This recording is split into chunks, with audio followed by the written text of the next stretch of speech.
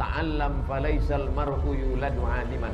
Belajarlah karena tak ada orang yang lahir dalam keadaan berilmu. Apa yang tidak merasakan pahitnya belajar walau saat, maka dia akan merasakan jahil sepanjang usia. Assalamualaikum warahmatullahi wabarakatuh. Halo anak-anak ustadz semuanya. Pagi ini kita akan belajar tentang poster.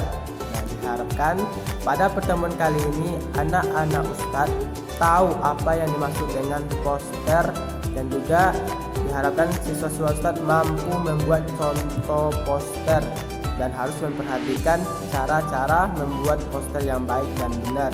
Jadi bagaimana cara membuat poster dan apa itu poster, silakan disimak baik-baik videonya dan terus diulang-ulang sampai kita paham. Nah, oleh karena itu silakan dicek videonya. Assalamualaikum, selamat pagi anak-anak. Apa kabar kalian hari ini? Semoga dalam keadaan sehat.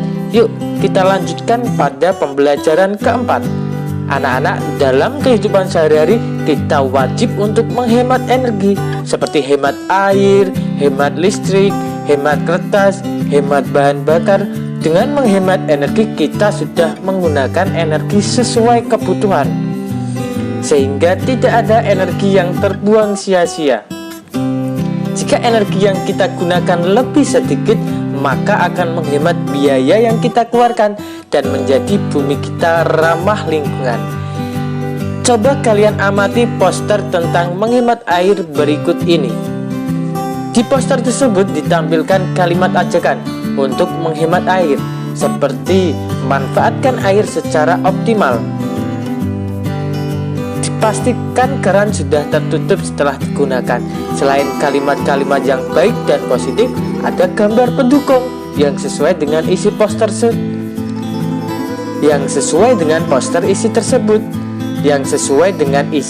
tersebut. Aneh rasanya anak-anak, jika temanya hemat air tapi gambarnya mematikan benda-benda elektronik. Selain itu, poster tersebut juga disajikan secara menarik, jelas dan mudah dipahami. Tidak terlalu banyak kalimat dan juga diberi variasi gambar pendukung. Tahukah kamu tentang poster? Poster merupakan suatu media publikasi yang di dalamnya terdapat teks, gambar, ataupun perpaduan keduanya, di mana tujuannya untuk memberikan informasi atau pesan kepada masyarakat umum. Biasanya anak-anak poster dipasang di tempat-tempat umum yang strategis, pasar, kantor, mal, sekolah, dan jalan, agar mudah terlihat oleh orang banyak. Ada 3 hal yang harus diperhatikan dalam membuat poster anak-anak: kalimatnya, gambar, dan penyajiannya. Kalimatnya anak-anak merupakan kata-kata ajakan atau positif, bisa petunjuk, cara juga, dan sebagainya sesuai dengan tema yang akan dibuat. Misal menghemat listrik, menjaga pohon, tidak buang sampah sembarangan. Kalimatnya jangan terlalu panjang anak-anak, yang penting singkat, padat, dan mudah dipahami. Jelas apa yang ingin disampaikan. Kemudian gambar dalam poster harus sesuai dengan kalimatnya. Jangan sembarangan membuat gambar anak-anak. Untuk poster harus nyambung, jangan ngawur. Yang terakhir, penyajian temanya harus menarik dan mudah dipahami, seperti ukuran kata dan kalimatnya harus besar, pemilihan warnanya harus pas, kemudian warna backgroundnya juga serasi dengan gambar. Selain itu, penataan gambar tidak menutupi kalimat poster. Aneh jika hanya gambar saja, tidak ada kalimat atau kata-katanya. Jangan sampai bertabrakan, kalimat dan gambarnya harus diatur sedemikian rupa sehingga menghasilkan poster yang keren. Bisa juga diberi bingkai atau hiasan lainnya, atau warna background yang gradasi dengan perpaduan warna tua dan warna muda. Sehingga posternya terlihat menarik dan orang-orang mau menonton dan orang-orang mau melihat dan membaca poster tersebut. Terlebih lagi bisa menerapkan isi poster tersebut. Paham ya anak-anak?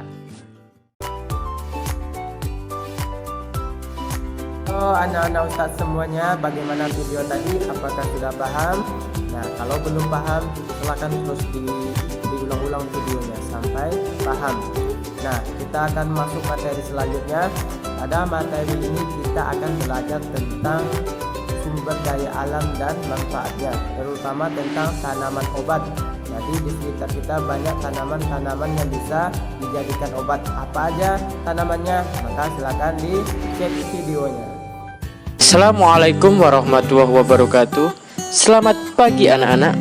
Kita akan melanjutkan pembelajaran di tema 3 subtema 3 pembelajaran ketiga. Hari ini kita akan belajar tentang banyak hal, salah satunya tanaman obat. Nah, anak-anak jika mempunyai lahan kosong di sekitar pekarangan sekolah atau pekarangan rumah, anak-anak bisa melakukan penghijauan sebagai wujud peduli lingkungan. Apa salah satunya? Yaitu menanam tanaman pada lahan yang sudah lama tak terawat, karena bisa menyegarkan kembali lahan atau tanah itu. Caranya dengan menanam tumbuhan yang bermanfaat bagi kita, misalnya tanaman obat, kencur, kunyit, dan jahe. Nah, anak-anak simak informasi yang Pak Dias berikan tentang perbedaan contoh tanaman obat, yaitu kencur, kunyit, dan jahe. Kita mulai dengan kencur anak-anak. Kencur merupakan salah satu jenis tanaman obat dan sangat mudah untuk ditanam dengan permukaan tanah yang tidak terlalu kering dan tidak terlalu basah dan cukup terkena sinar matahari. Tanaman kencur ini bisa hidup dengan mudah. Kencur memiliki banyak manfaat, mengobati berbagai macam penyakit seperti influenza pada bayi, masuk angin, sakit kepala, batuk, dan keseleo. Nah, selain itu ada kunyit anak-anak. Kunyit atau kunir merupakan salah satu jenis tanaman rempah atau obat. Kunyit atau kunir ini biasanya dimanfaatkan oleh masyarakat kita sebagai bahan bumbu dalam masakan. Namun ada juga yang memanfaatkan buah kunyit untuk kesehatan. Diyakini mampu mengobati berbagai jenis penyakit. Kunyit sangat baik ditanam saat awal musim hujan anak-anak. Penyinaran matahari yang cukup dan tanah yang gembur dapat menambah kesuburan. Kemudian contoh lain ada jahe anak-anak. Tanaman jahe telah lama dikenal dan tumbuh baik di negeri kita. Jahe merupakan salah satu rempah penting. Tanah yang digunakan untuk penanaman jahe tidak boleh tergenang. Jahe memiliki banyak manfaat, antara lain bumbu masak, pemberi aroma dan rasa pada makanan, dan juga dapat memberi efek rasa panas dalam perut. Oleh karenanya, jahe juga digunakan sebagai bahan minuman penghangat tubuh. Selain itu, jahe juga banyak digunakan dalam industri obat, minyak wangi, dan jamu tradisional. Nah, sekian pembelajaran hari ini, kurang lebihnya Pak Dias minta maaf. Terima kasih.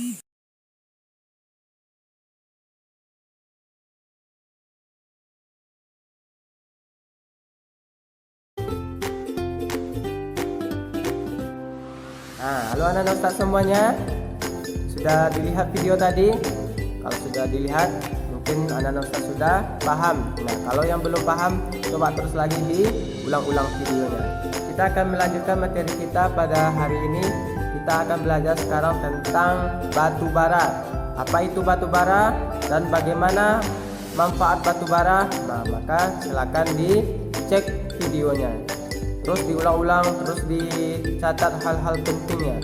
Kalau tidak, dia akan hilang di situ saja. Jadi biar ingat, diulang-ulang videonya, terus dicatat hal-hal pentingnya. Nah, silakan anak-anak Ustadz dicek videonya. Kita akan melanjutkan pembelajaran yang kelima anak-anak pada subtema 2, tema 2. Nah, kita akan belajar tentang batu bara anak-anak. Batu bara merupakan bahan bakar fosil yang termasuk dalam kategori batuan sedimen. Proses pembentukan batu bara membutuhkan waktu hingga berjuta-juta tahun lamanya. Batu bara terbentuk dari sisa-sisa tumbuhan purba yang kemudian mengendap selama berjuta-juta tahun dan mengalami proses pembentukan batu bara. Berdaya alam yang tidak bisa diperbarui karena jumlahnya terbatas dan memang membutuhkan waktu lama untuk membentuk untuk menghasilkan batu bara. Batu bara anak-anak merupakan sumber energi yang banyak dimanfaatkan dalam berbagai kehidupan, misalnya rumah tangga, usaha kecil, sampai industri. Manfaat batu bara misalnya untuk bahan bakar kompor briket, yaitu untuk memasak kebutuhan sehari-hari. Kemudian juga sebagai pembangkit listrik, yaitu bahan bakar untuk pembangkit listrik. Kemudian bisa juga menghasilkan gas, yaitu bahan bakar gas untuk industri dan pembangkit listrik tenaga gas. Ada juga manfaat batu bara untuk menghasilkan metanol, yaitu bahan bakar cair untuk menggerakkan mesin di berbagai industri. Banyak sekali manfaat batu bara.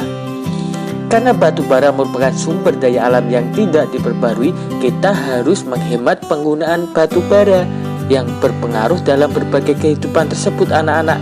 Misal kita mengganti kompor dengan yang energi baru, misalnya kompor listrik atau kompor gas. Selain itu kita juga bisa mengganti sumber energi alternatif untuk pembangkit listrik dengan sumber energi yang baru anak-anak, misal sumber energi sinar matahari melalui panel surya ataupun biomasa. Kita juga bisa mengganti lampu dengan lampu yang hemat energi anak-anak.